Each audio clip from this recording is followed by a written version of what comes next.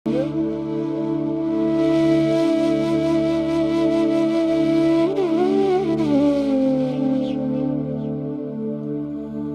दें कि भारत जब स्वतंत्र हुआ तो उसका जो एक रेगुलर जो लोकसभा का चुनाव हुआ था, पूरे भारत में लोकसभा का चुनाव, विधानसभा का चुनाव एक ही साथ हुआ था। अभी तो अलग अलग राज्यों का चुनाव अलग अलग होता है ना, लेकिन पहली जो चुनाव हुई थी वो पूरे इंडिया में एक साथ विधानमंडल हो चाहे आपका लोकसभा हो, चुनाव एक ही साथ हुआ था।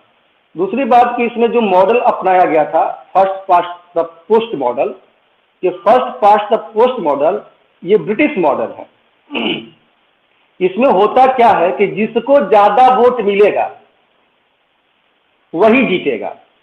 लोकतंत्र में अपेक्षाकृत ये होता है कि 100 लोग अगर वोट दे रहे हैं तो 100 लोगों में जिनको 51 वोट मिलेगा वो बहुमत होगा, उनको बहुमत टेक्निकली दिया जाना चाहिए और प्रैक्टिकली भी उतना ही सही है।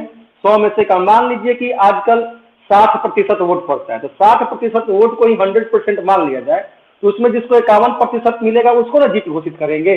लेकिन first past the post model में ऐसा नहीं है। जरूरी नहीं है कि आपको 51% मिला हो।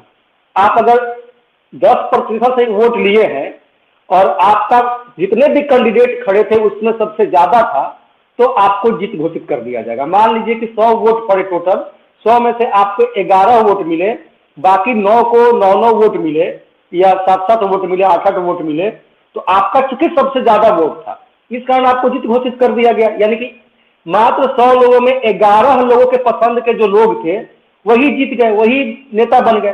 तो कहने का मतलब ये हुआ कि first past the post model में हमेशा ये होता है कि जिसको सबसे ज्यादा वोट मिलता है उसी की जीत घोषित कर दी जाती है। ये पहले ही चुनाव में ये मॉडल अपनाया गया था, ब्रिटिश मॉडल है ना, जो अभी तक चला आ रहा है।